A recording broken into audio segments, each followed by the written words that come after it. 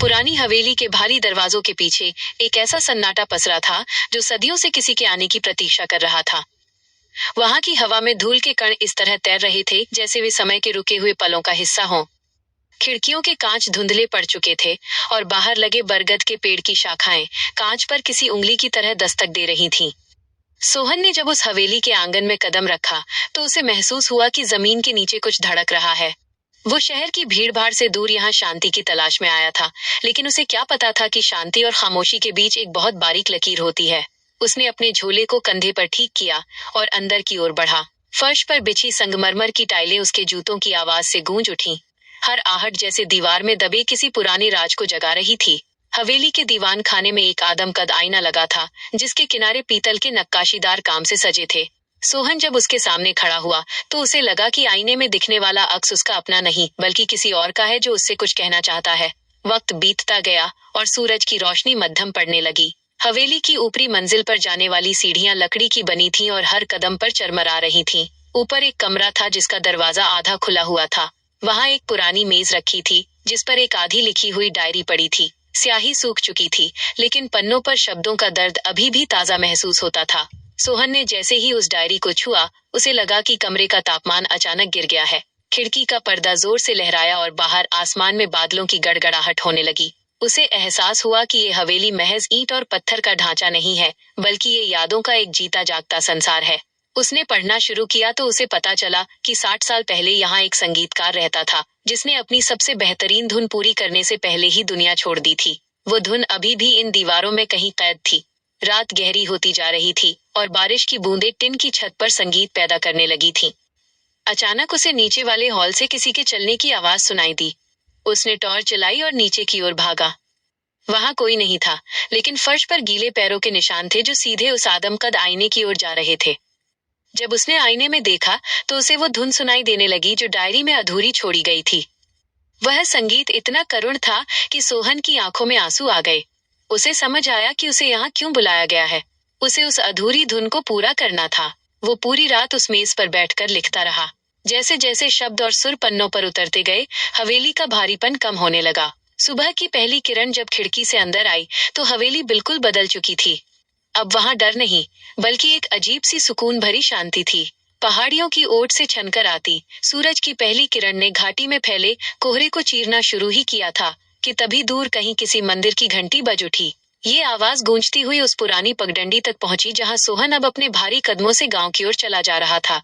उसके चेहरे पर वक्त की लकीरें साफ दिखाई दे रही थीं, जो किसी अनकही कहानी का गवाह थीं। उसे याद था कि कैसे बरसों पहले वो इसी रास्ते से भागते हुए शहर गया था, इस उम्मीद में कि वो पीछे छूट गए दुखों को कभी मुड़कर नहीं देखेगा। लेकिन समय का पहिया उसे फिर वहीं ले आया था जहां से सब शुरू हुआ था। हवा में सोंधी मिट्टी और चीड़ के पेड़ों की खुशबू घुली हुई थी, जो उसे बचपन के उन दिनों की याद दिला रही थी जब खुशियां बहुत छोटी चीजों में मिल जाया करती थीं।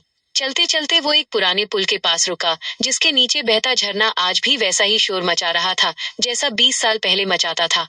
उसने पानी की लहरों को गौर से देखा। वे पत्थर से टकराती और बिखर जाती, ठीक वैसे ही जैसे इंसान के सपने हकीकत की चट्टानों से टकराकर चकनाचूर हो जाते हैं। सोहन ने एक ठंडी आह भरी और अपने पुराने घर की तरफ कदम बढ़ा दिए, जो अब खंडहर बन चुका था। घर की दीवारों पर जमी काई और उखड़े हुए प्लास्टर को देखकर उसका कलेजा मुंह को आने लगा। वहां के हर कोने में उसकी माँ की हंसी और पिता की सख्त लेकिन ममता भरी आवाज दबी हुई थी। उसने दरवाजे का कुंडा खोला तो एक अजीब सी चरमराहट हुई, जैसे लकड़ी भी अपना दर्द बयां कर रही हो। अंदर धूल की एक मोटी परत हर चीज पर जमी थी, लेकिन उस धूल के नीचे यादों का एक खजाना छिपा था। कमरे के बीचों बीच एक पुरानी लकड़ी की संदूक रखी थी, जिसे देखते ही सोहन के हाथ कांपने लगे। उसने धीरे से उसे खोला तो अंदर एक फटी हुई चिट्ठी और एक छोटी सी पीतल की बांसुरी मिली। वो बांसुरी उसके भाई की थी, जिसे उसने आखिरी बार तब देखा था जब वे दोनों मेले में खो गए थे। वो चिट्ठी अब भी पढ़ने लायक थी, हालांकि उसके शब्द थोड़े धुंधले पड़ गए थे। जैसे ही उसने पढ़ना शुरू किया, उसे एहसास हुआ कि जो सच वो आज तक जानता था, वो सिर्फ एक अधूरा हिस्सा था। असलियत तो कुछ और ही थी जिसने उसके पूरे अस्तित्व को हिलाकर रख दिया।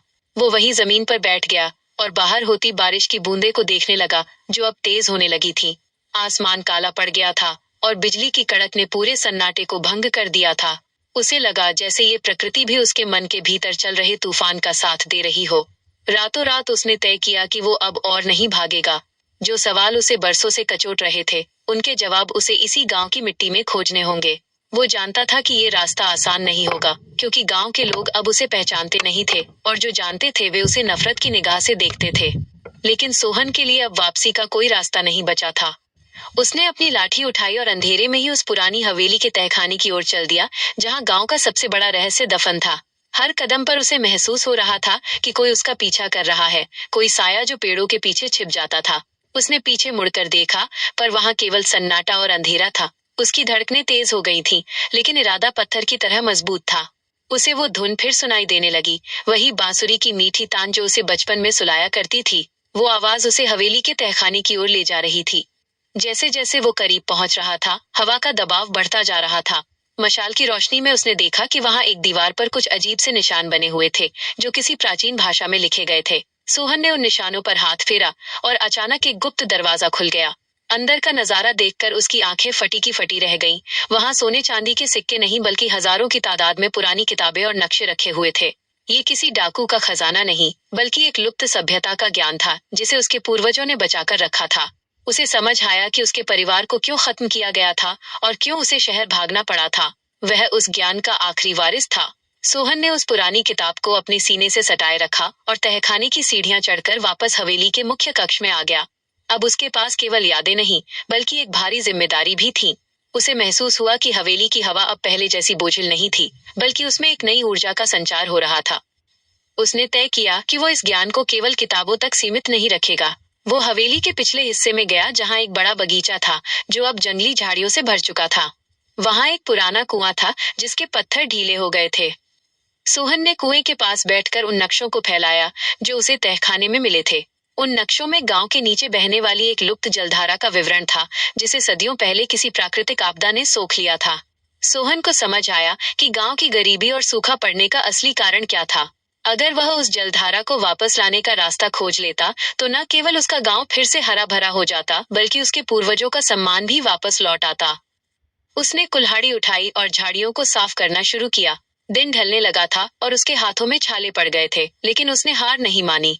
गांव के कुछ लोग दूर से उसे देख रहे थे और आपस में कानाफूसी कर रहे थे। उन्हें लग रहा था कि सोहन पागल हो गया है, जो इस बंजर जमीन पर पसीना बहा रहा है। तभी मुखिया का बेटा रघु वहां आया और उपहास उड़ाते हुए बोला कि इस पत्थर के दिल से पानी निकालना नामुमकिन है। सोहन ने उसकी बात का कोई जवाब नहीं दिया। उसकी आंखों में एक अलग ही चमक थी। रात के अंधेरे में जब पूरा गांव सो गया, सोहन ने अपनी खुदाई जारी रखी। अचानक उसके फावड़े से टकराकर एक धातु की आवाज आई। उसने गौर से देखा तो वहां एक तांबे का पाइप लगा हुआ था, जो जमीन के बहुत गहरे हिस्से में जा रहा था। यह वही प्राचीन सिंचाई प्रणाली थी जिसका जिक्र किताबों में था। सोहन ने पूरी ताकत लगाकर उस पाइप के ऊपर जमी मिट्टी को हटाया और एक बड़े पत्थर के लीवर को घुमाया। कुछ पलों के लिए सब कुछ शांत हो गया। फिर जमीन के अंदर से एक गड़गड़ाहट सुनाई दी। धीरे धीरे कुएं के सूखे तल से पानी की एक बूंद टपकी, फिर दूसरी, और देखते ही देखते पानी का एक फव्वारा फूट पड़ा। सोहन की खुशी का ठिकाना नहीं रहा। वो पूरी तरह भीग चुका था, लेकिन उसके चेहरे पर संतोष की मुस्कान थी। अगली सुबह जब गांव वाले जागे, तो उन्होंने देखा कि नालियों में साफ और शीतल जल बह रहा था। पूरे गांव में शोर मच गया। लोग हवेली की ओर भागे, और वहां सोहन को थका हुआ लेकिन गर्व से खड़ा पाया। रघु और उसके पिता भी वहां पहुंचे। उनकी आंखें शर्म से झुक गईं। सोहन ने उन किताबों और नक्शों को सबके सामने रखा और बताया कि ये ज्ञान किसी एक का नहीं, बल्कि पूरे समाज का है। उसने गांव के युवाओं को इकट्ठा किया और उन्हें उन प्राचीन तकनीकों के बारे में समझाना शुरू किया। धीरे धीरे वो खंडहर एक पाठशाला में तब्दील होने लगा। महीनों बीत गए और गांव का हुलिया बदल गया। खेतों में फिर से हरियाली छा गई और पक्षियों का कलरव गूंजने लगा। सोहन ने अपनी माँ की उस पुरानी संदूक से बांसुरी निकाली और शाम के समय ऊंचे टीले पर बैठकर उसे बजाने लगा। वो धुन अब अधूरी नहीं थी, बल्कि उसमें जीत और शांति का स्वर था। उसने महसूस किया कि उसका भाई और माता पिता कहीं न कहीं उसे देख रहे हैं और मुस्कुरा रहे हैं।